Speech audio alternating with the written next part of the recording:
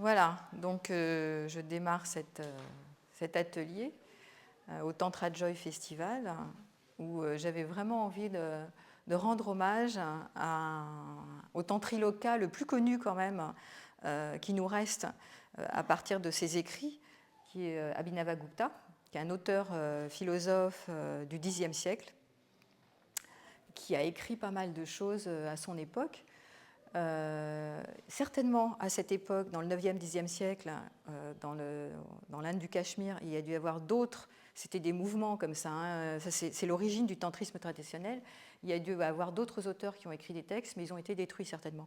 Donc Abhinavagupta est l'auteur qui a le plus produit, on va dire, et où les textes nous sont restitués encore aujourd'hui.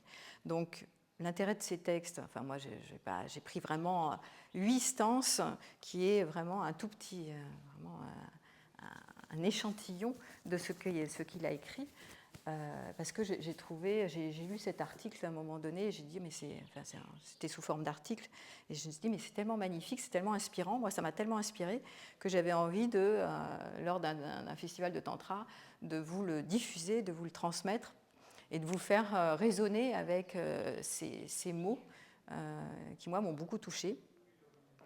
Et pour dire un peu pourquoi ça me touche tellement, parce que c'est la vision du tantra via la dimension verticale, via la recherche de l'éveil, en fait. Aller toucher l'éveil, aller vers le soi. Hein. Et moi, j'ai rencontré le tantrisme dans la version néo-tantrique qui est toujours là, qui est présente ici dans ce festival, qui est la partie incarnation, ce qu'on appelle le tantra rouge, c'est-à-dire la voie plutôt de la relation, la voie de la sensualité, la voie de la sexualité, la voie de la mystique par la sexualité, etc., et par la sensualité, par le corps. On va célébrer tous les 5 sens, toute la sensorialité. Donc ça a été ma première rencontre au tantrisme. Et en même temps, il y a l'accès à la verticale, on appelle ça le sacré, le divin, voilà, et vous le retrouvez sous des formes honoré divin, quand je suis avec toi, enfin, les petites bulles, tous les rituels, etc., que proposent les animateurs de Sage Tantra.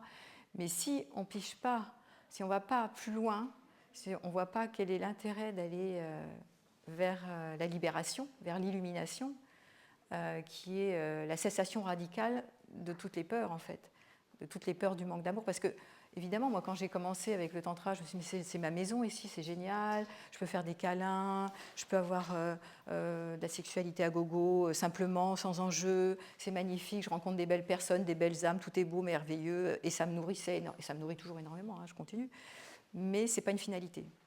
Parce qu'à un moment donné, tôt ou tard, on est rattrapé, j'étais rattrapée par le manque, en fait. Et quand j'ai plus, je fais quoi? Et quand j'ai plus, je fais comment? Donc je retourne me nourrir, mais à un moment donné, c'est vain. Parce que je disais, la saisie des objets à l'extérieur de moi sont vains.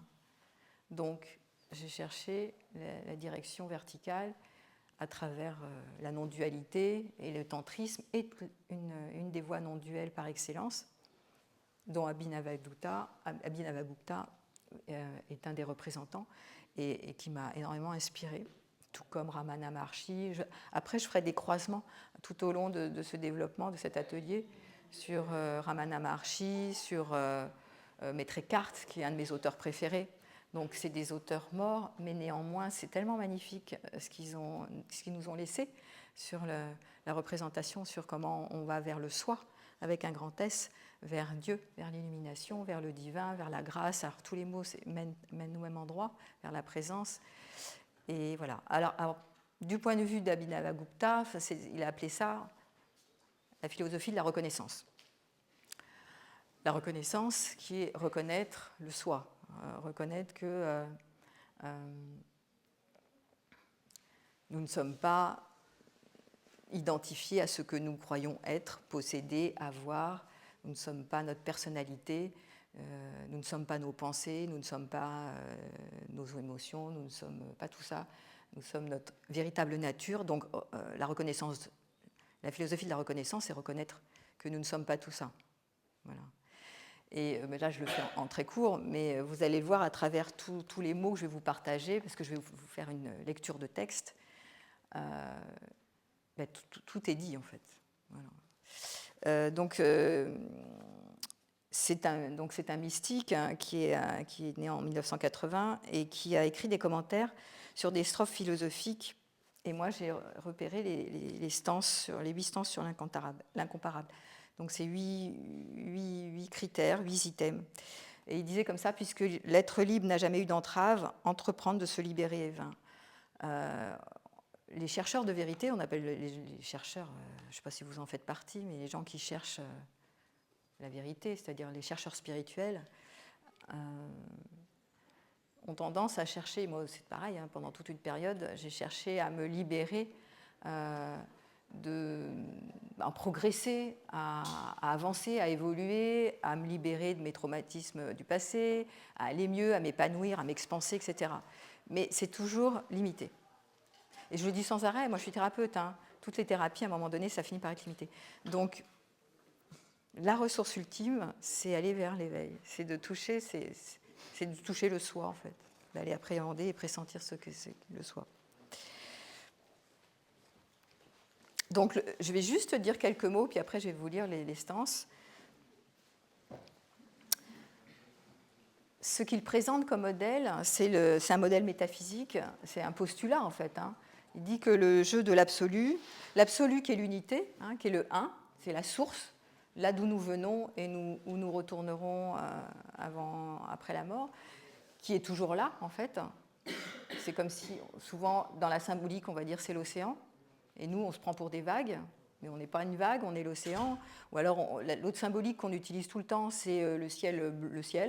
Vous n'êtes pas, Osho disait sans arrêt, partout on le dit, hein, vous n'êtes pas le ciel, vous n'êtes pas les nuages, vous êtes le ciel, vous n'êtes pas la vague, vous êtes l'océan, donc c'est le même principe.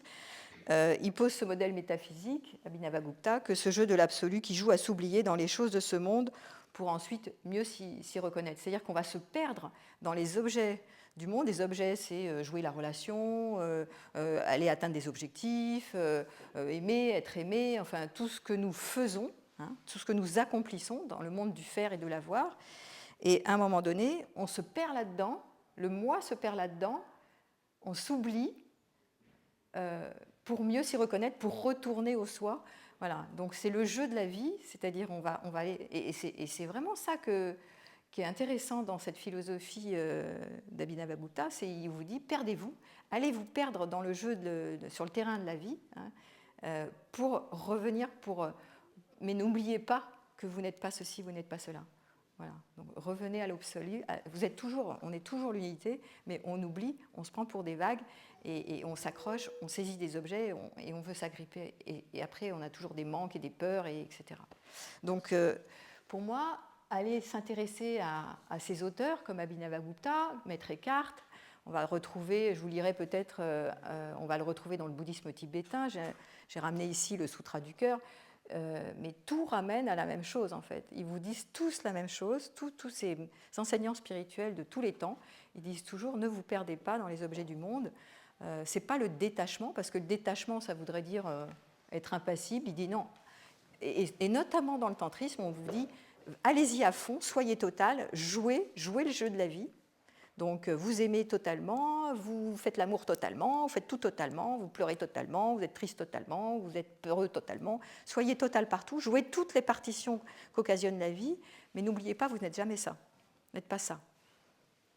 C'est toujours ni ceci ni cela, et en même temps je suis tout ceci et tout cela. Je suis tout à la fois, mais je suis ni ceci, ni cela, ni ceci, ni ma pensée, ni mon personnage, ni ma personnalité, ni Véronique, je suis rien de tout ça, ni mon âge, ni rien, ni ceci, ni cela, ni ceci, ni cela. Voilà. Et donc c'est précieux d'avoir des auteurs qui rappellent à ça. Et moi je trouve très inspirant et très ressourçant de reconnaître, donc cette philosophie de la reconnaissance, de reconnaître que nous ne sommes jamais ceci et cela, et ceci et cela. Et c'est tout l'objet de la méditation, hein, d'ailleurs. Voilà.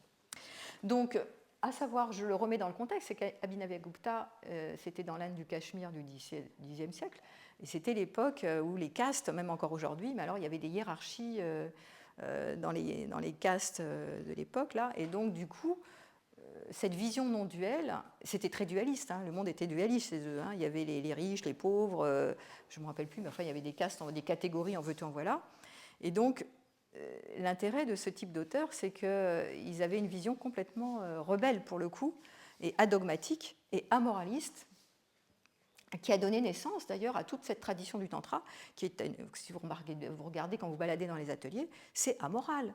On n'est pas dans le péché, le sexe, allez-y, avec respect certes, mais bon, tout est autorisé, d'accord ? Mais pourquoi ? Parce que c'était à l'époque justement cette petite frange de la population dont faisait partie Abhinavagupta, c'était souvent des intellectuels qui ont pondu ces textes-là, ils avaient envie de se départir de ce monde dualiste dans lequel il y avait énormément de hiérarchies, il y avait ceux d'en haut, ceux d'en bas, voilà. Et dit, non, si vous reconnaissez votre véritable nature, il n'y a pas de haut, il n'y a pas de bas, il n'y a pas de riche, il n'y a pas de pauvre, voilà. On n'est jamais ni ceci ni cela. Donc reconnaissez ça, et c'était là où ils étaient complètement en révolte contre la société des castes ou la société de l'époque. Et d'ailleurs, ils étaient souvent pourchassés.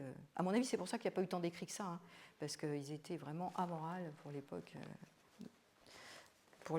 Encore aujourd'hui moins quand même. Dans les auteurs contemporains que je vous donnerai à la fin, bon, on ne se fait plus pourchasser parce qu'on écrit sur la mystique, quoi.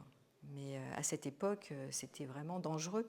Spinoza, à son époque aussi, qui disait la même chose, il se faisait allumer. Quand il a écrit l'éthique, il valait mieux qu'il écrive en code.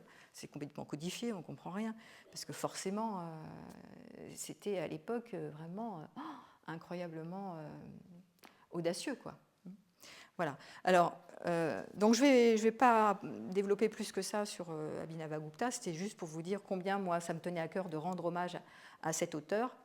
On n'en parle plus. Tout à l'heure, j'étais surprise parce que je discutais avec Kirat, qui est un ami, qui organise le festival, et puis il me dit « Mais non, moi, je ne le connais pas. » Je dis « Mais comment tu... » Mais pour moi, c'est... Bon, Osho, mais c'est contemporain, Osho. Enfin, Osho, c'est celui qui a ramené le tantra en Occident. Puis c'est sa version à lui avec son style de personnalité, donc c'est chouette.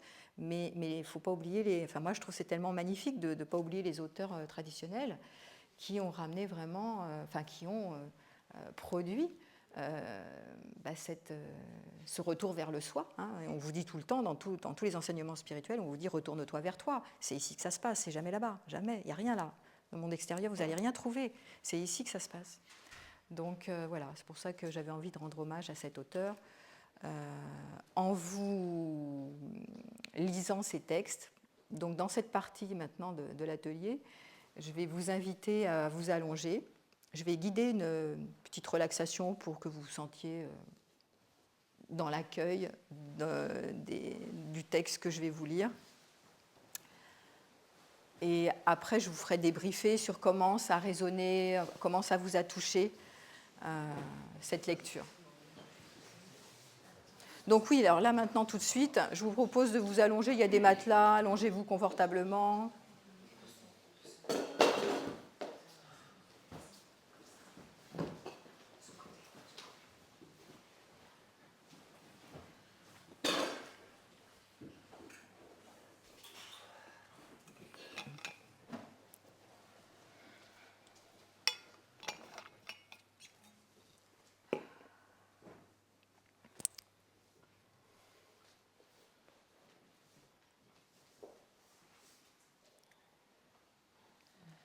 Donc dans la relaxation, si vous vous endormez, vous endormez. Si vous restez éveillé, vous restez éveillé.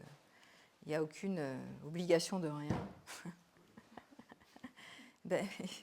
Je suis au cœur du sujet. C'est la philosophie de la reconnaissance. C'est en fait quelque part rien n'a d'importance quelque part.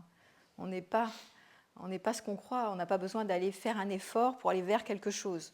Donc vous pouvez rester tranquille. À la limite, on pourrait faire cet atelier dans le silence et ça traduirait ce que dit Abhinavagupta. Donc, bon, voilà. Après, il faut bien faire quelque chose. Il faut pointer les mots, pointent vers quelque chose. L'expérience pointe vers quelque chose, mais on pourrait même s'en passer. Bon, donc, faites comme vous le sentez. Et je vous propose de commencer à vous sentir le corps. Relâchez, posez en tout cas sur le matelas. Installez-vous dans une position qui est confortable pour vous. Ajustez si ce n'est pas assez confortable. Et puis laissez le corps se déposer. Voilà. Laissez la force de gravitation générer son effet de pesanteur. Rien à faire, rien à comprendre, rien à apprendre.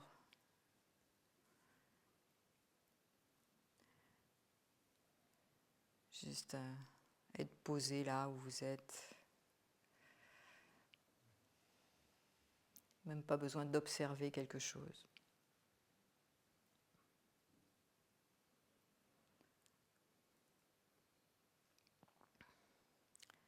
Vous sentez peut-être les points d'appui en contact avec le matelas.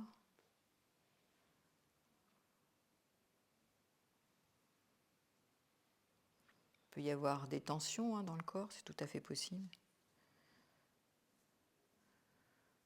Donc juste de mettre peut-être votre attention sur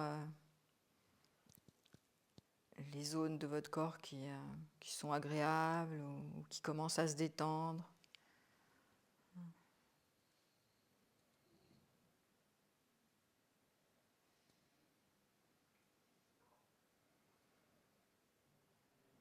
De laisser la respiration suivre son rythme, tranquille. Cherchez pas à faire un effort particulier au niveau de la respiration. De laisser faire.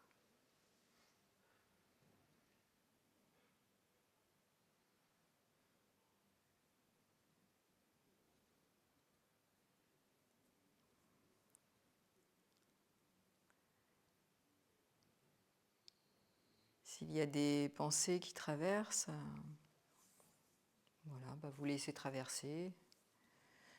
L'invitation, c'est plutôt de remettre votre attention sur les sensations, sur le bon de ce qui se passe pour vous, là, maintenant.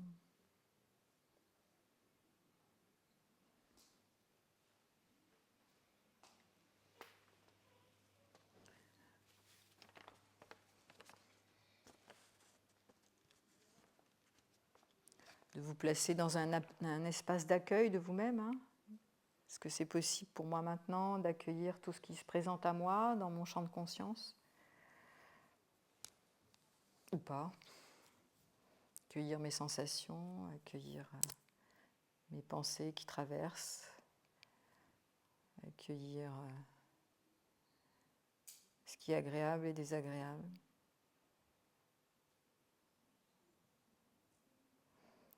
Puis d'approfondir peut-être l'état de relâchement, laisser le front se lisser.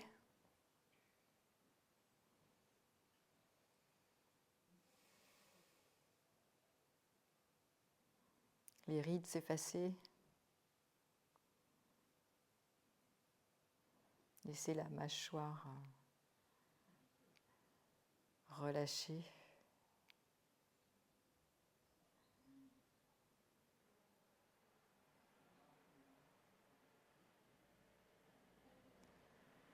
Déposer les omoplates, déposer les épaules,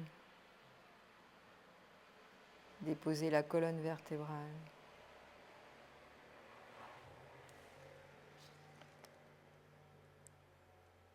Déposer tout.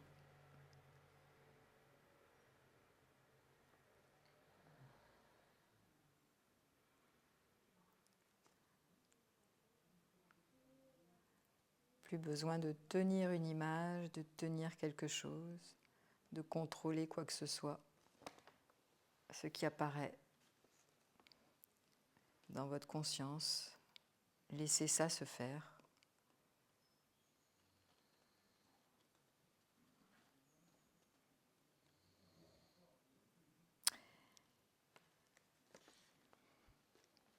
Et en même temps que vous allez laisser votre corps continuer à se détendre, à relâcher, je vais vous lire ces 8 stances sur l'incomparable d'Abhinavagupta. Et ma proposition, c'est de vous laisser toucher, de vous laisser vivre ce texte de l'intérieur, de voir comment ça résonne en vous.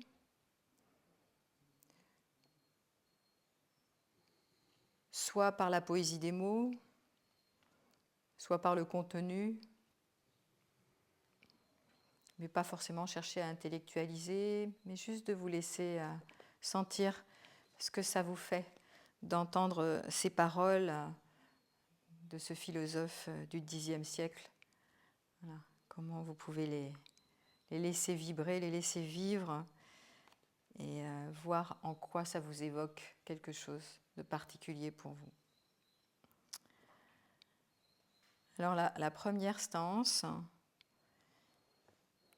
il nous dit ici, nul besoin de progrès spirituel, ni de contemplation, ni d'habileté de discours, ni d'enquête, nul besoin de méditer, ni de se concentrer, ni de s'exercer aux prières marmonnées.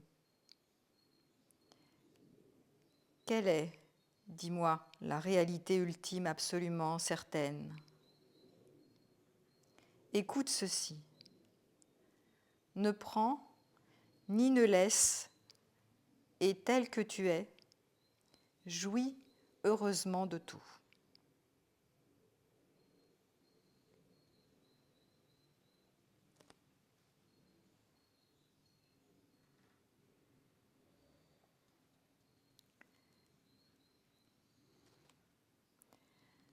La deuxième stance de ce texte magnifique et inspirant, de mon point de vue. Deuxième stance. Du point de vue de la réalité absolue, il n'y a pas de transmigration. Après, je vous dirai ce qu'est la transmigration pour moi. Comment alors est-il question d'entrave pour les êtres vivants ? Puisque l'être libre n'a jamais eu d'entrave, entreprendre de le libérer est vain.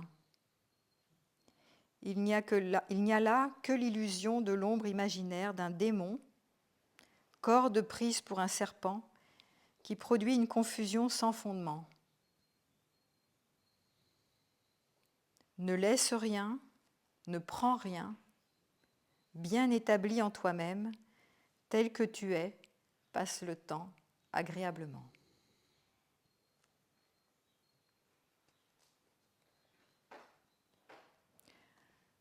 Troisième stance. Dans l'inexprimable, quel discours peut-il y avoir et quelle voix différencierait adoré, adorant et adoration ? En vérité, pour qui et comment un progrès spirituel se produirait-il, ou encore qui pénétrerait par étapes dans le soi ? Ô merveille, cette illusion, bien que différenciée, n'est autre que la conscience sans second. Ah, tout est essence très pure, éprouvée par soi-même. Ainsi, ne te fais pas de soucis inutiles. C'est tellement juste. Quatrième stance. Cette félicité n'est pas comme l'ivresse du vin ou celle des richesses, ni même semblable à l'union avec la bien-aimée. L'apparition de la lumière consciente n'est pas comme un faisceau de lumière que répand une lampe, le soleil ou la lune. Quand on se libère des différenciations accumulées, l'état de bonheur est une allégresse comparable à la mise à terre d'un fardeau. L'apparition de la lumière est l'acquisition d'un trésor oublié, le domaine de l'universelle non-dualité. Regardez comment vous laissez toucher par certains mots, comment ça résonne pour vous, ce que ça évoque, comment votre corps réagit avec ça. Cinquième stance, il y en a 8. Attirance et répulsion, plaisir et douleur, lever et coucher, infatuation et abattement, etc. Tous ces états participent aux formes de l'univers, se manifestent comme diversifiés, mais en leur nature, ils ne sont pas distincts. Chaque fois que tu saisis la particularité d'un de ces états, attentif aussitôt à la nature de la conscience comme identique à lui, pourquoi, plein de cette contemplation, ne te réjouis-tu pas?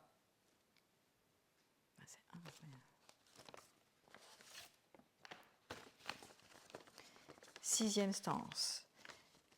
L'efficacité de ce qui existe actuellement n'existait pas auparavant. De façon soudaine, en effet, surgissent toujours les choses en ce monde. À quelle réalité peuvent-elles prétendre, ainsi troublées par la confusion déformante de l'état intermédiaire?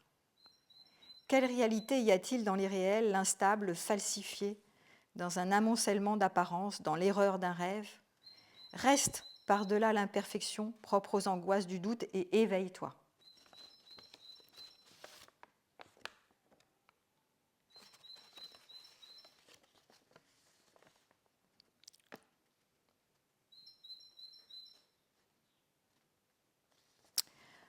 Juste entre parenthèses, l'état intermédiaire dont il fait référence, je redis la phrase.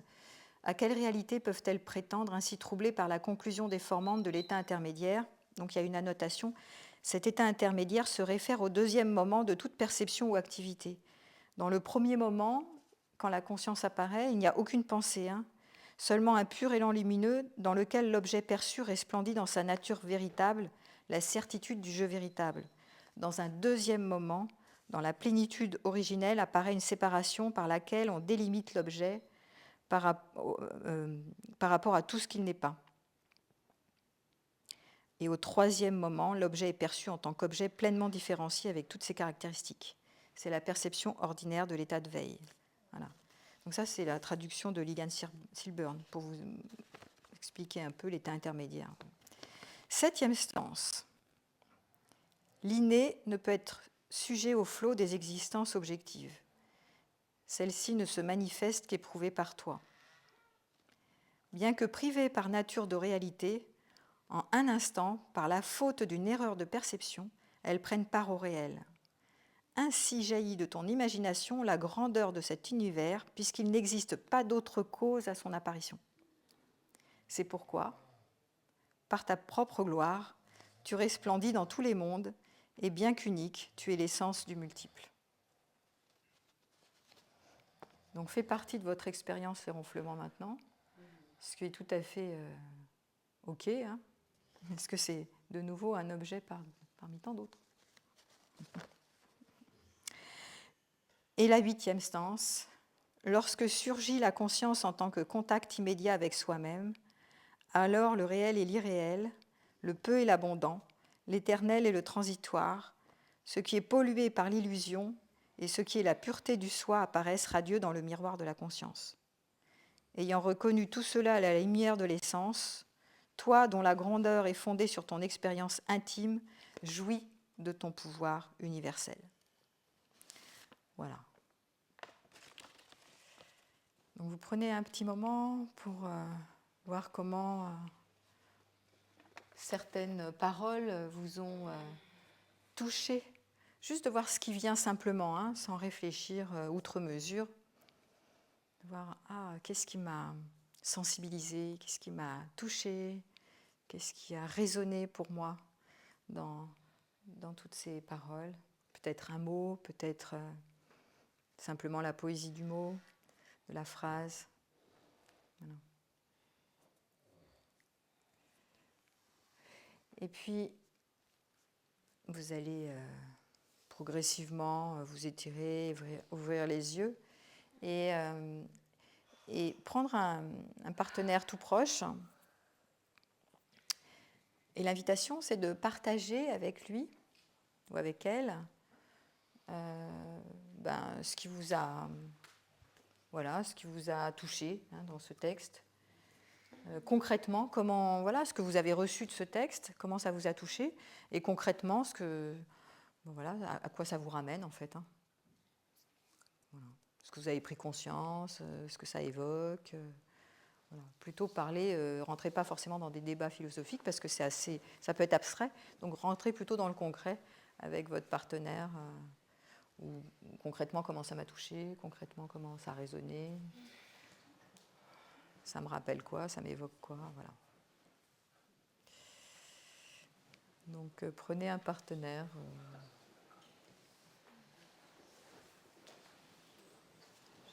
Vous êtes en parité, je pense. Vous aurez le texte à la fin, je vous le laisserai, hein, pour ceux qui ont envie de le relire.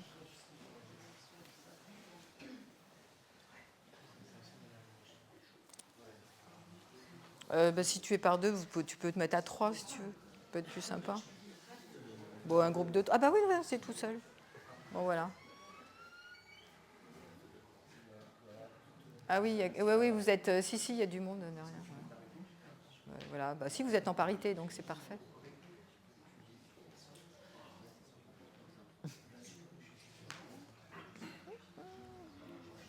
Notre auteur.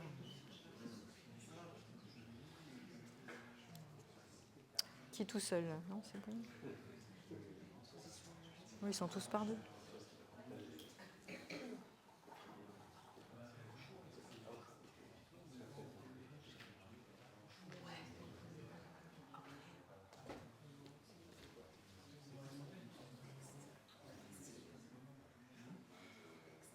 Juste savoir à quelle heure je dois finir. Regarde à quelle heure je finis, moi, il est midi.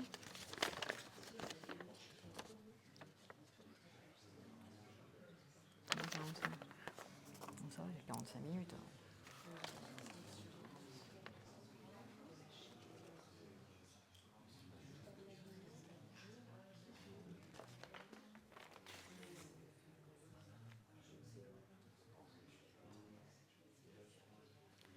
Madame Archie, c'est...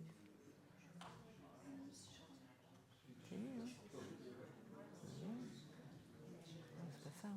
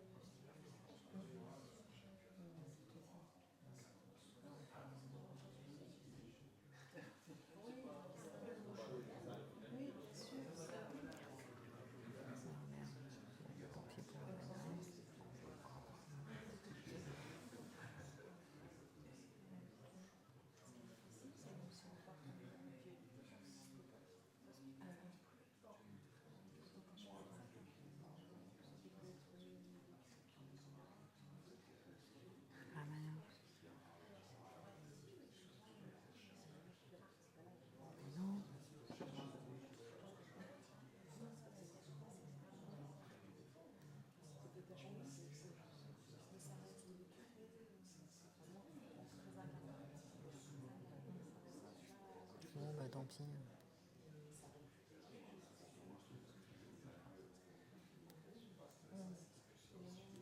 Merde, tant pis. Tant pis, non pas. Non, je commence à rien.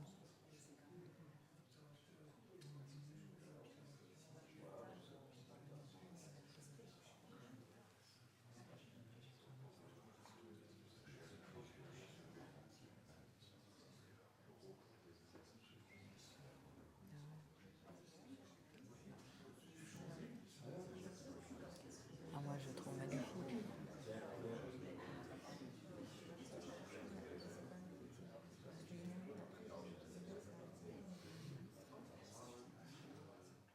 Deux instants.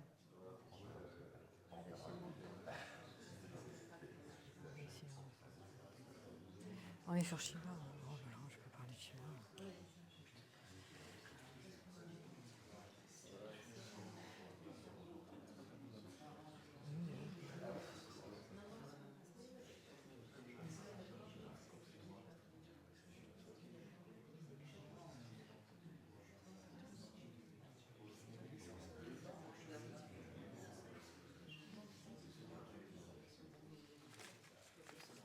Alors Shiva.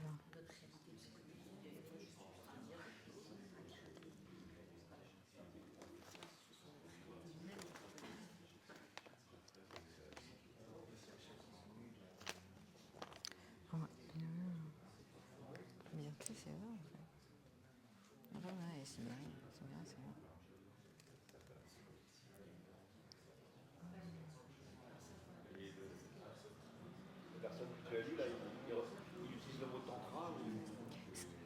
Abhinavagupta, mais c'est un des fondateurs c'est un des auteurs du tantra, quoi. C'est lui, c'est un des fondateurs, si tu veux. D'accord. Parce que le mot tantra, il apparaît. Et ben, à cette époque, oui, oui, ben mais oui, je l'ai peut-être pas dit, mais c'est vrai que il fait partie de cette, c'est né au 9e, 10e siècle, hein. Et donc, il fait partie des auteurs qui ont écrit à partir de ce qu'ils avaient déjà lu, compris par avant, d'autres philosophies où ils parlaient déjà de Shiva. Mais c'est le début de la non-dualité, hein. Ça fait partie des auteurs qui ont écrit au début.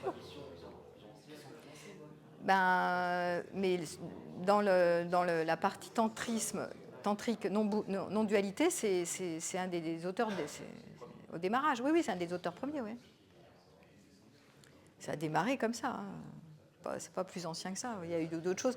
En fait, il a fait une compilation d'autres mouvements qui existaient, si tu veux, qui parlaient du soi. Et puis, c'est avec lui qu'on a des... D'ailleurs, il faut que je le dise, ça, mais je vais le dire après. Il a commencé à parler de Shiva. Shiva, c'est Abhinavagupta, hein, qui a commencé à parler de Shiva.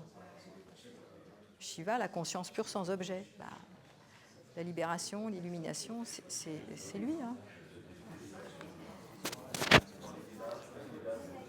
Hein? Oui, oui, mais si tu veux, ici c'est la vision non duelle. Donc effectivement, si tu veux, dans tous les courants ésotériques, on a toujours parlé de ça. Mais lui, c'est Shiva, c'est la version tantrique, si tu veux. Dans le bouddhisme tibétain, tu vas retrouver, dans le Dzogchen, tu vas retrouver autre chose. Ils vont tous utiliser un vocabulaire différent, mais tout pointe vers la même chose. Et oui, je ne l'ai pas spécifié, mais c'est Shiva pour le tantrisme. C'est pas Shakti, c'est Shiva, voilà ce qu'on appelle Shiva. C'est pour ça que c'est bien de différencier.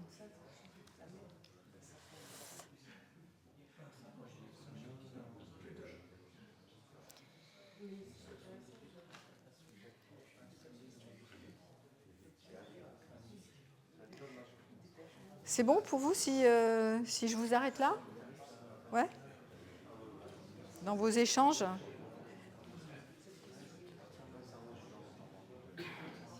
Alors, comme j'ai envie d'aller un peu plus loin avec vous, je vous laisserai la parole après pour interagir avec moi et me dire voilà, comment ça résonne pour vous ces paroles. Mais je vais me permettre, évidemment, moi je ne suis pas David Dubois qui est vraiment, ou Colette Poggi, qui sont des spécialistes de Abhinavagupta et qui ont écrit vraiment des bouquins là-dessus. Et voilà, ça c'est celui que j'ai lu, celui de Colette Poggi qui vient de sortir d'ailleurs, qui s'appelle La reconnaissance du soi d'Abhinavagupta. C'est génial à lire. Enfin, faut avoir envie, mais c'est super intéressant.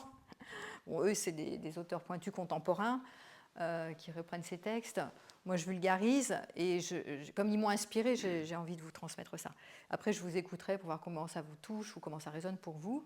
Mais j'avais envie, avant de vous laisser la parole, de voir comment moi j'ai interprété ce texte et ces stances et comment ça m'a parlé, en fait. Voilà, de vous donner ma traduction à moi, qui ne vaut que ce que ça vaut, mais c'est comment je vois les choses. Donc je reprends ça va vous les remettre d'ailleurs, vous allez les réécouter les stances les unes derrière les autres, et vous allez voir, vous allez peut-être les piger autrement. La première stance, c'est « Ici, nul besoin de... » Ah oui, j'ai dit tout à l'heure, François, que c'est Shiva, au fait. Hein. On ne parle que de Shiva, là. Hein. Depuis le début, Abhinavagupta, c'est la philosophie de la reconnaissance, c'est le soi c'est Shiva. Ce qu'on appelle Shiva dans le tantrisme. Quand vous entendez dans les ateliers Shiva Shakti, c'est ça, Shiva, c'est la conscience pure sans objet, pas d'objet. Ça, c'est le premier temps, c'est Shiva, c'est l'unité. Et Shakti, c'est la matière. Donc, c'est tout ce qui va apparaître, c'est le deuxième temps. Premier temps, j'ouvre un œil, Shiva apparaît, c'est-à-dire la conscience pure sans objet. Deuxième temps, mais ça prend une milliseconde, hein, il n'y a pas un temps, il n'y a pas une seconde, 2 secondes, c'est à la milliseconde, apparaissent les objets, les pensées, les sensations, les sentiments, les formes qui apparaissent, les couleurs, enfin tout ça, quoi. Le monde qu'on appelle le monde, la réalité qu'on appelle la réalité, apparaît dans un deuxième temps. Mais le premier temps, c'est la conscience sans objet, c'est Shiva, qui englobe tout. Voilà. Donc c'est difficile à piger parce que c'est tellement fin. Hein, premier temps, deuxième temps, vous n'avez pas le temps de dire où, vous êtes déjà dans le deuxième temps. C'est le monde des formes.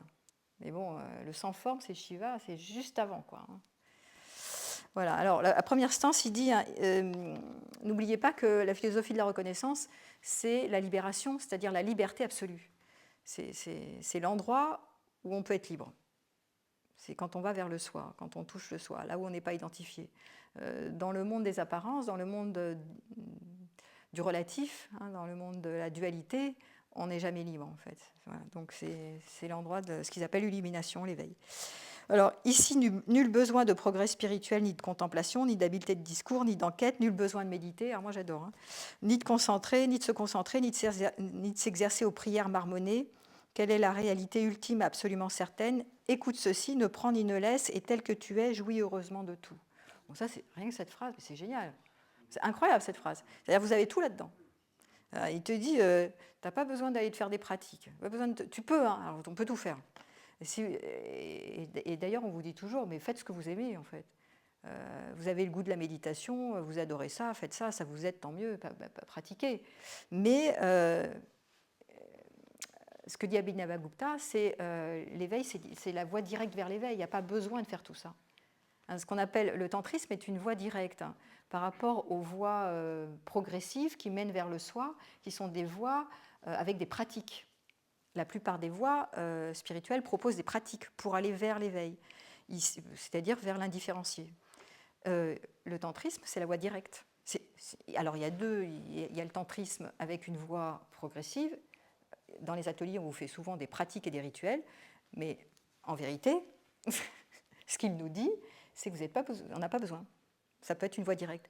Mais alors, ce qu'ils avaient repéré, c'est qu'il y a une toute petite frange de la population qui peut y avoir accès à ça. Voilà, il faut y aller, quoi. Hein. Aujourd'hui, on entend parler, je ne sais pas si vous entendez parler des psychédéliques, de l'utilisation des psychédéliques pour aller vers l'éveil. Donc, c'est des accès directs à l'éveil, mais en prenant une substance, d'accord. Abhinavagupta, entre autres, hein, puis d'autres auteurs, ils vous disent que vous pouvez y aller directement. Vous n'avez pas besoin de faire des pratiques. Mais vous pouvez, mais vous n'êtes pas obligé. Voilà. Et là, il dit, nul besoin de progrès spirituel. Vous n'êtes pas obligé d'aller faire des démarches pour aller chercher l'éveil quelque part, ni d'habileté de discours, des grands propos. C'est pour ça que je vous dis, à la limite, on pourrait rester dans le silence, pareil, quoi. Ni d'enquête, pas besoin de méditer, pas besoin de se concentrer, pas besoin de faire des prières, puisque c'était à l'époque où ils étaient religieux, donc ils faisaient beaucoup de prières pour avoir accès à Dieu qui était placé à l'extérieur, avec des idoles de partout. Donc il n'y a pas besoin de tout ça. Quelle est, dis-moi, la réalité ultime absolument certaine? Écoute ceci, écoutez ces mots, c'est fort, ne prends ni ne laisse, et tel que tu es, jouis heureusement de tout. Tout là-dedans. Donc il n'y a rien à rejeter, rien à attraper, rien à saisir, rien à s'approprier. Et quelque part, il dit distrais-toi, quoi. Jouis heureusement de tout. Alors quand il y a de la joie, sois dans la gratitude. Quand il y a de la tristesse, laisse-toi traverser. Toutes les méditations que vous faites, c'est des méditations là-dessus. Les méditations d'Osho, c'est ça, il a repris ça.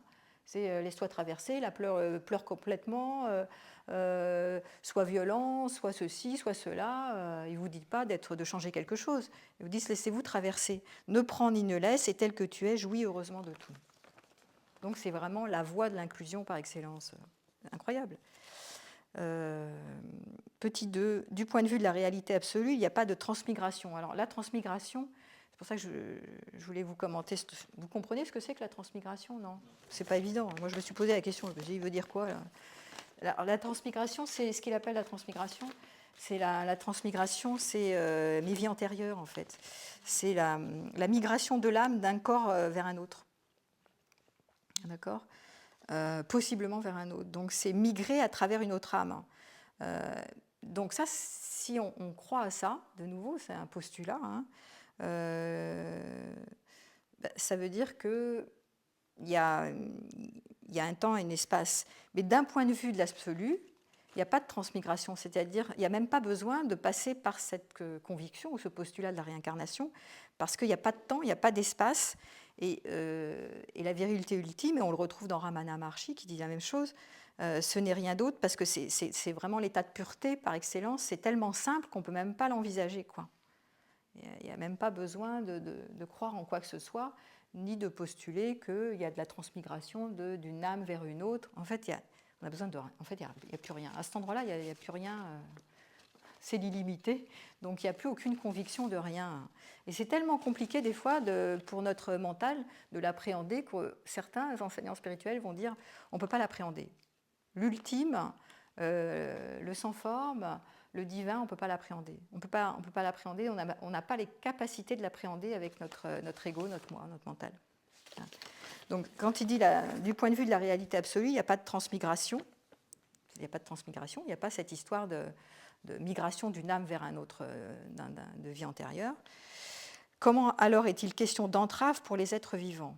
C'est vraiment la liberté ultime. Puisque l'être libre n'a jamais eu d'entrave, entreprendre de le libérer est vain. Donc tous ceux qui cherchent quelque part, quand on cherche à se libérer de nos traumas, de nos machins, de bouger vos fesses, tati, tata, enfin tout ce que vous voulez d'ailleurs, peu importe, il dit bon, vous pouvez, hein, ça vous amuse, jouez le jeu, mais c'est vain. Enfin, de toute façon, notre véritable nature est toujours là derrière, elle est en arrière-plan, donc c'est pas la peine de vous fatiguer. Quelque part, il vous dit faites pas d'efforts, hein, faites rien de spécial, arrêtez de vous agiter, quoi. Maintenant, amusez-vous, distrayez-vous, faites tout ce que vous avez envie, c'est un jeu. Voilà. Il n'y a là que l'illusion de l'ombre imaginaire d'un démon, corps de prise. Alors ça, c'est une phrase qu'on retrouve très souvent dans beaucoup de textes. Hein.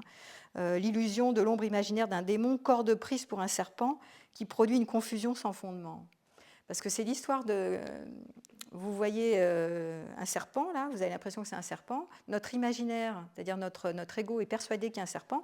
Vous approchez, et en fait, c'est une corde. Donc ça, c'est vraiment...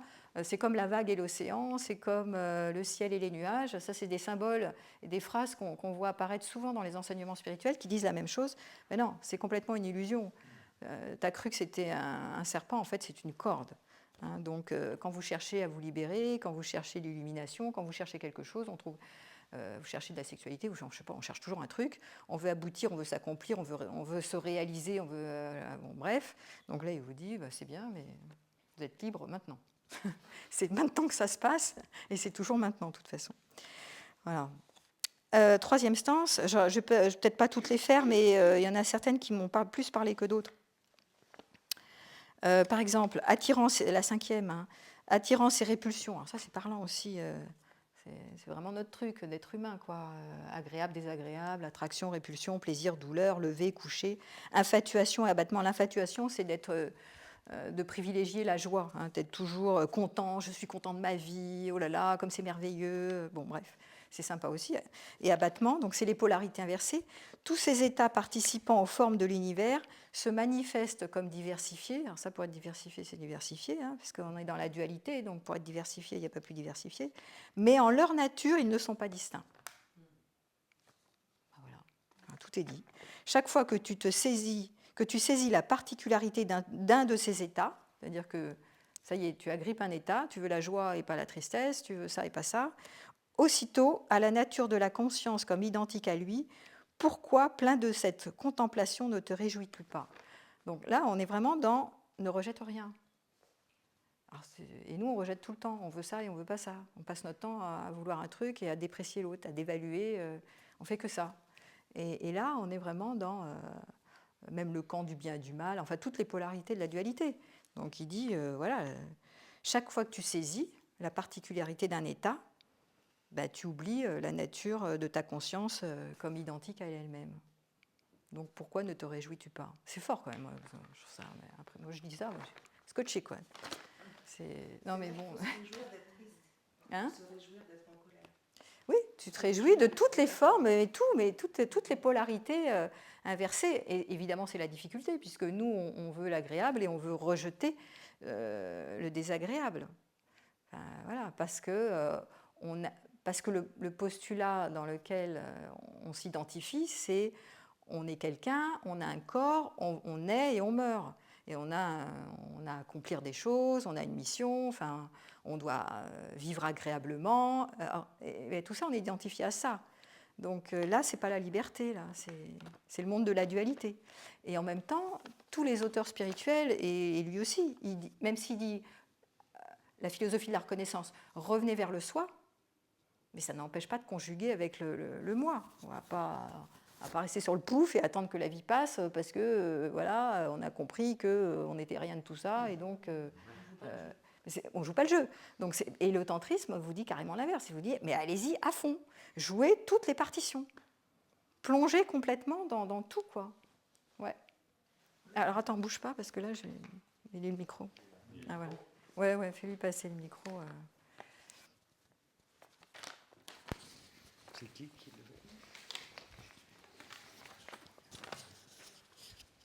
Si c'est OK d'intervenir. Ah oui, avec plaisir. OK. Je m'inscrirais un petit peu en décalage avec un propos qui vient d'être dit. Est-ce qu'il faut se réjouir d'être triste? Pour moi, ce n'est pas la question, parce que si l'invitation du tantrisme, c'est se réjouir de tout, la réjouissance est une polarité. Oui. Donc, ce n'est pas se réjouir d'être triste, c'est d'être triste quand on est triste. Oui, tout à fait. Et c'est de se réjouir quand on est réjoui. Oui. Et donc, c'est vraiment de se laisser traverser. Oui, c'est juste. Voilà, sans remettre. Oui, c'est ça. Voilà, je voulais juste. Oui, tu as tout à fait raison. C'est cette tout à fait ça. précision-là.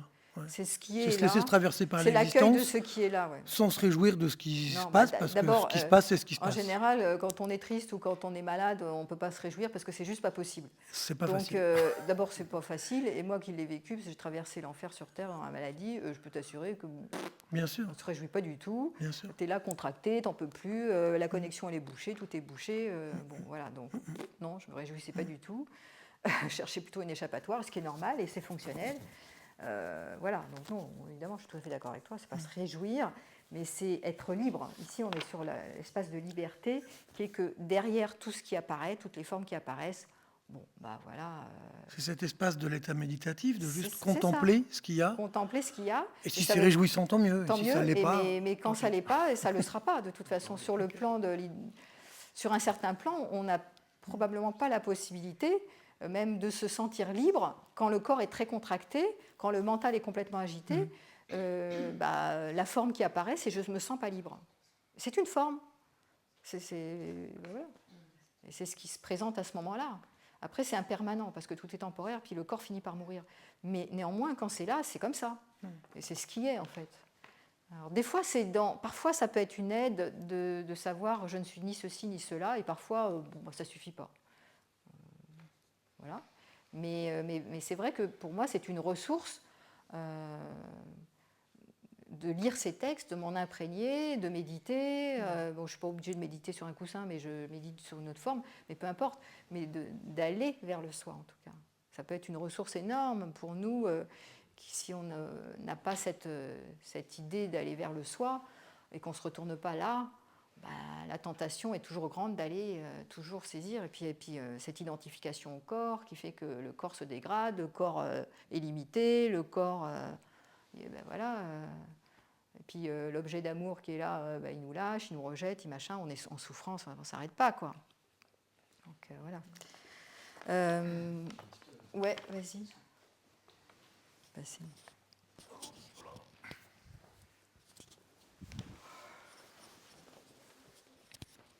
Merci. Je ne sais pas si je vais arriver à formuler ma question, mais je vais du moins essayer, qui est dans l'espace du couple, dans lequel il y a une unité, mais il peut y avoir aussi de la dualité. Il y a plutôt de la dualité. Il y a plutôt de la dualité. Il y a de la unité, tu vois, dans des petits moments fusionnels. Oui, c'est ça. Et alors, comment on fait quand il y a une partie du couple, une envie d'un des partenaires d'être justement dans cette ouverture, dans cette exploration, alors que et qu'en même temps, ça vient toucher la limite de l'autre et que ça vient le mettre en tension par rapport à un besoin de peut-être de sécurité ou autre. Voilà. Et comment on gère cette... Alors attends, là tu es en train de me parler d'un... Attends, je vais reformuler ta question. Ouais. J'avais dit que j'aurais du mal à la formuler. Donc, quand il y en a un des deux partenaires qui est attiré par l'espace fusionnel où c'est la porte de la fameuse sexualité sacrée, où d'un coup, il y a plus on va rejoindre l'unité, c'est ça que tu veux dire? C'est quoi? C'est dans la fusion ultime, le moi se dissout? Ou c'est quoi que tu dis que... Alors, j'aurais pas utilisé ces mots-là, je ne sais pas si c'est exactement ça tout à fait. Mais... non, c'est comme dans cette recherche, parce qu'il y a, tu as parlé d'une recherche en disant la recherche, elle n'est pas à l'extérieur, elle est à l'intérieur de soi. Ouais. Moi, personnellement, je ressens le besoin d'aller à l'extérieur. Ah bah oui, de, oui, de c'est dans le monde de la rencontrer, dualité, Exactement. on a envie de saisir quelque chose pour nous remplir. C'est Et, normal ça. et en même temps, ça, pour ma partenaire, c'est quelque chose qui est difficile à vivre pour elle.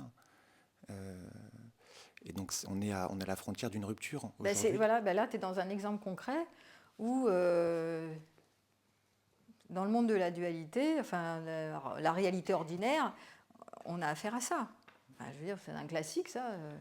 Je cours derrière quelqu'un qui me veut pas, ou qui me fuit, ou qui me veut mais qui me veut pas, ou qui me voulait mais qui me veut plus. Donc voilà, c'est toutes les souffrances de notre condition tragique de l'existence qui nous amènent à tôt ou tard souffrir de ce qu'on veut, qu'on n'a pas, ou qu'on avait et qu'on n'a plus. Voilà. Voilà. Donc comment on s'en sort? C'est bien pour ça que je fais cet atelier, hein, je vous signale. C'est pas un hasard. Alors, soit tu fais un travail en thérapie, machin, mais qui est, bon, bah, alors je vais comprendre comment ma personnalité fonctionne, comment elle fonctionne, on va communiquer. Alors tout ça, c'est des aides, évidemment, je travaille là-dessus. Donc ce sont des aides, mais qui sont de toute façon temporaires et limitées, parce que c'est toujours limité. Pour moi, la ressource ultime, c'est l'éveil, c'est la libération, c'est ce retournement, mais c'est même pas retourne-toi vers toi, introspecte-toi, comprends-toi. Sache comment tu fonctionnes, ça c'est intéressant. Mais c'est au-delà de tout, est-ce que tu peux trouver la paix quelque part? La paix qui est dans une forme de détachement tout en étant complètement attaché, tout en étant complètement là. C'est ce que dit le tantrisme, hein. C'est la proposition du tantra. Vous n'êtes pas ça, en fait, qu'est-ce que tu cherches? Une certaine forme de paix.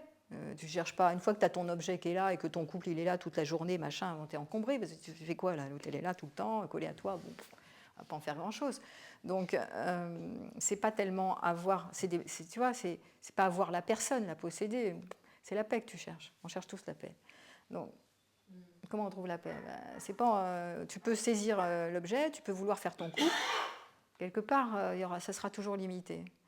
Donc, tu veux faire de la thérapie, tu veux faire de la communication, tu veux faire je sais pas quoi, plein de trucs. Ça sera toujours limité. Donc, retourne-toi, peut-être, intéresse-toi. En tout cas, moi, c'est une voie. Hein. Pour moi, c'est quelque chose d'hyper essentiel dans lequel je me plonge parce que j'ai trouvé que toutes mes expériences, elles n'étaient pas vaines, elles ont été vachement intéressantes. Mes expériences amoureuses, de relations professionnelles, enfin toutes mes expériences, même de famille, même de mère, etc., sont riches. Mais quelque part, il y a beaucoup, beaucoup de souffrance derrière. Il y a toujours des peurs, il y a toujours du manque, il y a toujours... c'est sans arrêt. Donc, pour moi, c'était vraiment l'opportunité d'aller m'intéresser à l'éveil, c'est-à-dire à retourner vers l'essentiel, vers notre véritable nature qui n'est jamais affectée ni entachée. Après, c'est un sujet, quoi. Donc, faut s'y intéresser, il faut s'y intéresser. Alors, la méditation, il y a des pratiques, mais t'es pas obligé. Ouais. Oui, alors, l'éveil, oui. Oui. J'entends bien il y a quand même un désir d'aller vers l'éveil. Il y a un intérêt, une curiosité, voilà. Ouais. Sachant que c'est pas quelque chose que tu peux agripper parce que c'est un instant qui apparaît, c'est un instant d'illumination. Mais quand même, quand on va vers l'éveil, ça ne veut pas dire qu'on va être éveillé. Non, pas du tout. Parce que la voie directe, quand même, elle existe, mais... c'est-à-dire que... Moi, je saurais. En fait, on est tout le temps éveillé, en réalité. On est toujours, on a toujours des Bouddhas. Bouddhas. Oui, mais n'empêche qu'on a bien, pour ceux qui n'ont pas cet accès direct, on va quand même avoir besoin de techniques. On est d'accord ou pas? On appelle ça les voies progressives. Ok, donc on a quand même besoin de Bien sûr, techniques. mais attends, le bouddhisme tibétain, c'est des voies entre autres, la Kabbale, enfin, il y a énormément de voies ésotériques qui vont vers des pratiques progressives pour aller toucher cet espace. Et le tantrisme est une voie directe, en fait. Il y a un tantrisme dualiste aussi. Là, je parlais du tantrisme d'Abhinavagupta, qui est une des voies directes. Mais voilà, dans le Dzogchen, c'est une voie directe aussi. Donc tu as des enseignements spirituels qui sont des voies directes et d'autres des voies progressives.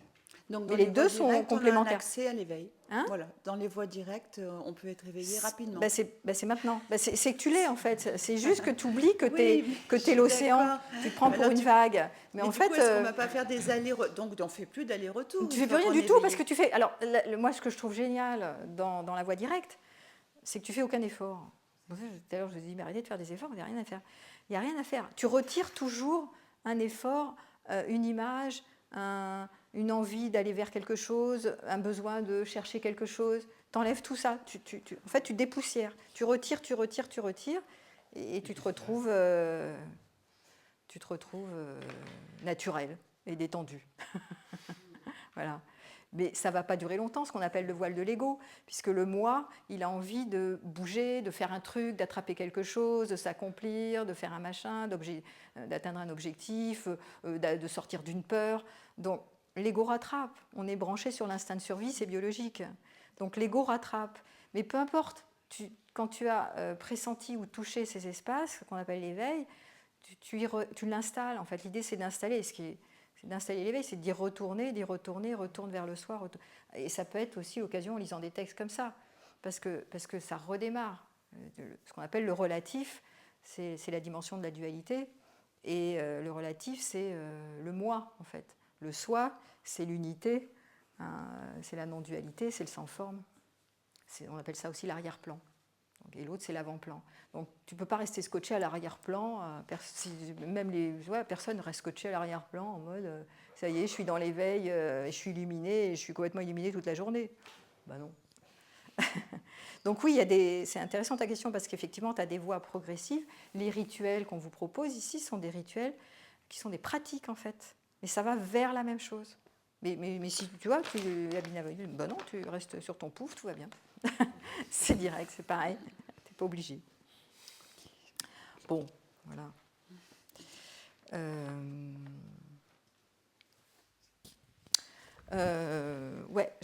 Vous voulez que je continue? Il y a un truc que j'avais envie aussi, parce que je voulais faire il me reste un quart d'heure, c'est pour ça.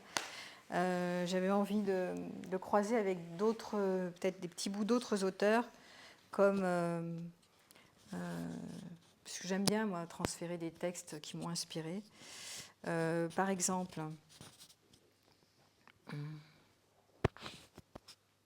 il y a Ramana Maharshi qui dit exactement la même chose. C'est toujours, on va toujours dans la même idée, hein. Par exemple, l'esprit humain. Ça, c'est un Lala qui est une mystique shivaïste du Cachemire. Magnifique. L'esprit humain ne peut trouver satisfaction dans le pouvoir, serait celui d'un roi. Il ne peut trouver satisfaction en renonçant au monde, mais il la trouve en revenant sans cesse à sa propre source. Alors, dirigez votre regard vers l'intérieur et il deviendra absolu, Ramana Maharshi. Alors, ce qu'il disait aussi, autre citation de Ramana Maharshi, qui est mort en 1950. Hein. Vous le connaissez ou pas, Ramana Maharshi? Il est connu en général. C'est un éveillé qui a écrit plein de trucs. Tournez votre attention vers le sujet qui perçoit, il est la source de votre je. Réaliser cela, c'est la tâche qu'il faut accomplir. Découvrez la réalité que représente ce mot je. Découvrez l'entité qui est la source du mot je. C'est le soi de tous les petits soi. À partir de maintenant, pendant la méditation, concentrez votre pensée non pas sur l'acte de voir, ni sur ce que vous voyez, mais sur cela qui voit. Et on vous invite toujours à la méditation qui perçoit, qui est là. C'est magnifique, moi je trouve tous ces textes, c'est incroyable. Alors, regarde, écoute, hein. Comme votre perspective est extravertie, hein, ce que tu viens de dire, vous avez perdu de vue le soi.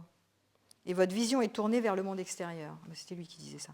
Le soi ne se trouve pas dans les objets extérieurs. Renversez votre regard vers l'intérieur de vous, plongez-vous en vous et vous serez le soi. Mais c'est tellement vrai quand vous, je sais pas, vous avez fait des expériences comme ça ou pas? C'est tellement juste, c'est incroyable, quoi. Je sais pas, ça me transporte.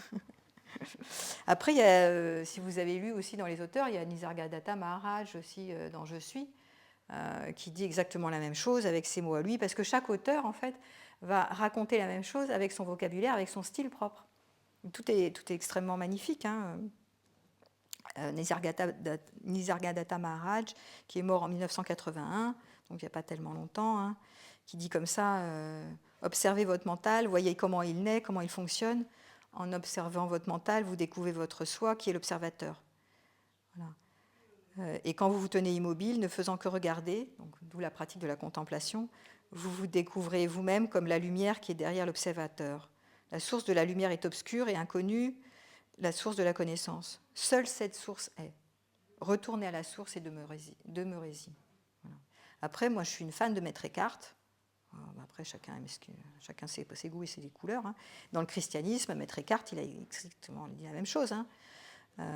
Jean Klein, qui était... vous connaissez aussi Jean Klein ou pas?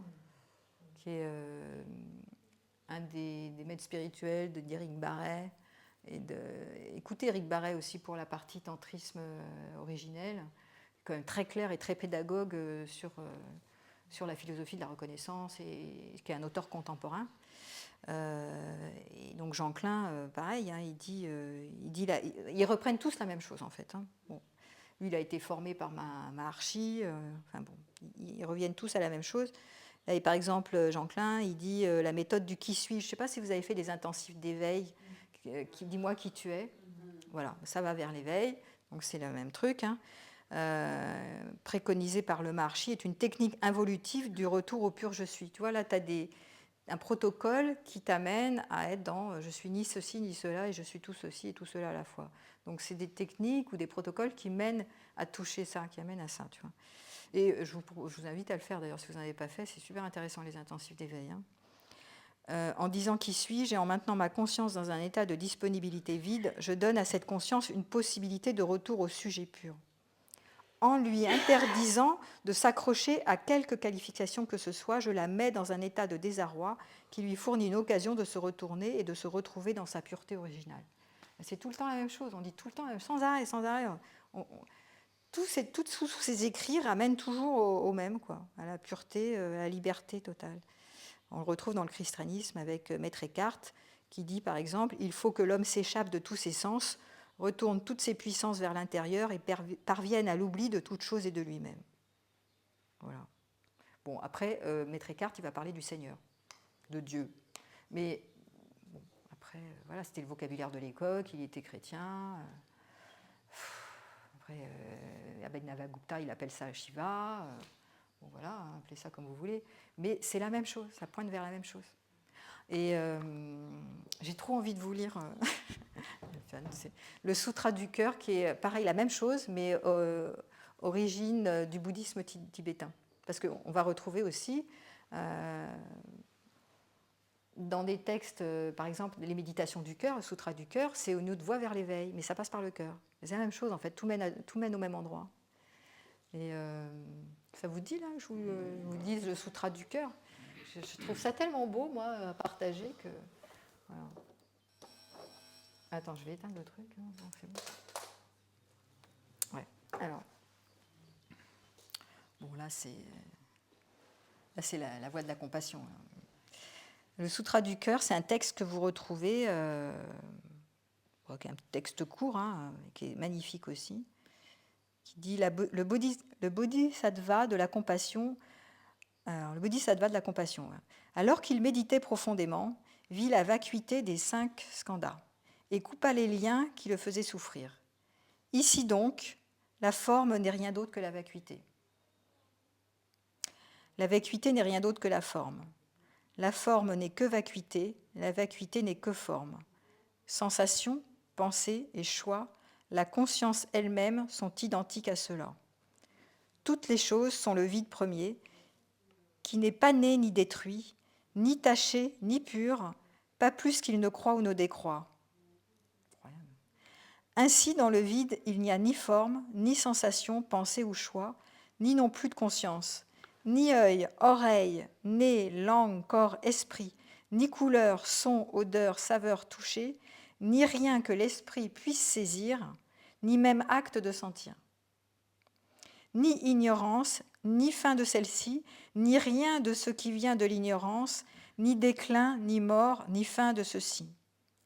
Il n'y a pas non plus de douleur, ni de cause de douleur, ni cessation de la douleur, ni noble chemin menant hors de la douleur, ni même sagesse à atteindre. L'atteinte aussi est vacuité. Sachez donc que le bodhisattva, ne s'attachant à rien qui soit, mais demeurant dans la sagesse prajna, est libéré d'obstacles illusoires, débarrassé de la peur nourrie par ceux-ci, et atteint l'éclatant nirvana.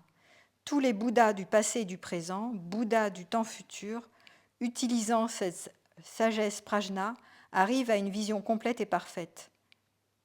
Voilà. écoutez et croyez en sa vérité.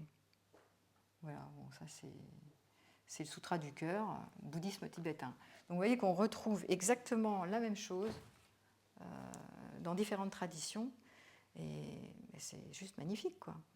Ces paroles, je ne sais pas comment ça vous touche, mais voilà, c'est juste l'endroit de la liberté, de la vérité ultime et du dépouillement et de la simplicité. Voilà. Parce que moi, avec toutes ces imprégnations, ça me donne une forme de légèreté dans la vie. Enfin, je peux parler pour moi, de mettre moins d'enjeux ou de voir comment je mets des enjeux. Parce que l'invitation du tantra, c'est aussi c'est une voie indirecte où on vous dit regardez comment vous empêchez d'être détendu naturel. Regardez comment vous faites pour mettre des enjeux partout. Voilà. Donc voilà, donc on voit comment on s'empêche, comment on fait pour tomber dans le piège de cette identification. Voilà, donc ça me donne plus de légèreté, mais des fois j'ai pas de légèreté, voilà, j'ai pas de légèreté. Quand j'en ai pas. Mais comme tu disais, ainsi soit-il, quoi. Et ça navigue, ça passe. Ça peut donner aussi d'aller visiter ces textes, ces auteurs, ou de faire des expériences d'éveil. Ça peut vous amener aussi à naviguer dans l'impermanence. Et cet état est temporaire, et ceci passe, et voilà. Et je vais avec l'eau du courant, dans la mesure du possible. Et quand je résiste, je résiste. Quand je vois que je résiste, et je ne peux pas faire mieux. Voilà. Et c'est pour ça qu'on dit que le tantra, c'est génial, parce que c'est une invitation à ne rien changer. On ne va pas vers quelque chose, on ne cherche pas à changer, on ne cherche pas à changer l'autre, on ne cherche pas à rien changer. On se détend avec ce qui est quand c'est possible. Quand on ne veut pas se détendre, on ne se détend pas. On fait comment on fait pour ne pas se détendre, et c'est tout. Mais on n'alimente pas, on évite d'alimenter le petit yo-yo, et je veux ci, nani, et je ne veux pas ça. C'est pour ça que c'est magnifique, d'ailleurs. Donc voilà. Est-ce que vous avez, il me reste 5 minutes, si vous avez envie de parler avec moi, ou de témoigner, ou de dire comment ce texte a résonné. Ouais, vas-y.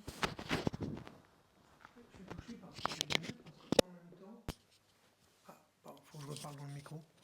Je suis touché par ce que tu viens de dire, parce que c'est vraiment l'extase du rien, dans le sens où, effectivement, l'invitation tantrique, c'est on n'est pas là pour se changer, et en même temps d'observer ça, d'observer le comment je fais pour m'empêcher de.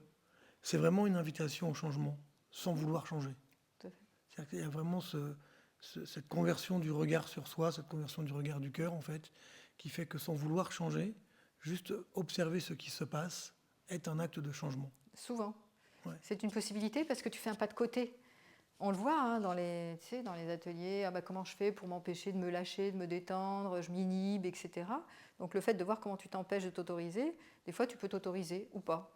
Tout à fait. Sans forcément, ce que je voulais pointer, c'est sans qu'il y ait la volonté du changement. C'est ça. C'est juste que l'observation, l'état de témoin, en fait, permet, en fait, sans le vouloir, d'accomplir de cheminer.